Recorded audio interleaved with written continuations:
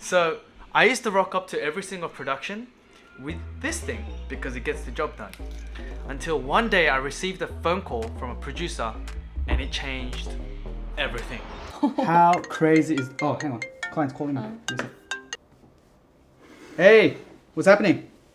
Yeah, I just want to tell you that we gave the job to someone else. What? Why? Because we got the big budget. We give the job to the guy with the bigger camera. Yeah, we like the bigger one, the big one, the big fat one we like, yeah. So I hung up the phone and bought this attachment and V-Lock battery. I bought this Ninja, not because I needed it, but just to make the camera like bigger. You know what gets me?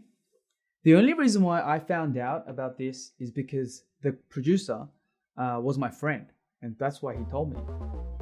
So I can't imagine how many clients would have done the exact same thing, but they just didn't tell me.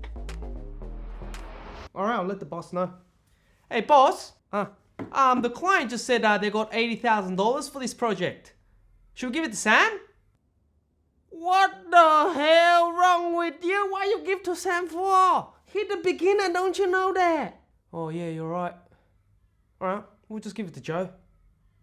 He's got the bigger camera. Oh, you waste my time. Now, if you are a hybrid shooter and you use something like this, stop wasting your time, go and get a bigger camera, get a loan or do whatever you have to and get that bigger camera, because I'm telling you, this perception with clients is a big deal and you might as well get over it earlier. I mean, come on, look at this. Bought it. Yeah, mine. The elevator literally only breaks when I've got a shoot booked in.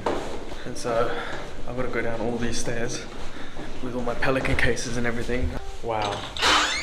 I just came off a shoot and when I rocked up, there were 5 of the major TV stations already set up and they had these massive ass ENG cameras, and luckily I had the FX6. For a second I just thought, man, imagine I rocked up with an A7S III. I mean, the client would have been embarrassed. Right after the shoot, they booked me in for 2 other gigs. I'm pretty sure if I rocked up with a little mirrorless camera, they wouldn't have called me back. And that is client perception at its prime example.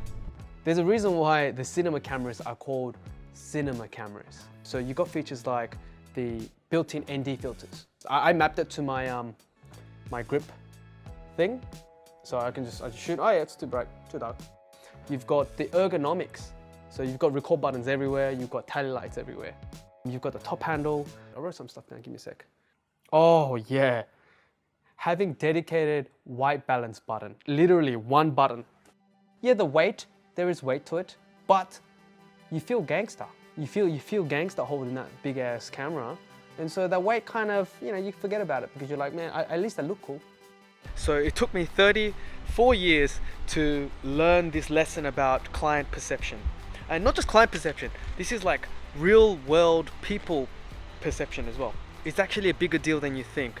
The projects that you work on, the opportunities that you get, and all this stuff is based around what other people perceive of you. And this is not just about gear. This is actually about the way you look, the way your hair is, I mean, the way your breath smells. So what does this all mean? First of all, I should get a haircut. My hair looks ridiculous.